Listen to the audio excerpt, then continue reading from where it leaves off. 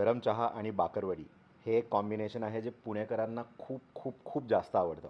आणि बाकरवडी म्हणली की चितळे बंधूच. आणि आपल्या आवडत्या चितळे बंधूंना आता 75 वर्ष पूर्ण झाली आहेत आणि म्हणूनच त्यांनी आपला लोगोसुद्धा चेंज केला आहे. काही लोकांना जुना लोगोच अजूनही आवडेल, काही लोकांना नवीन लोगो आवडेल.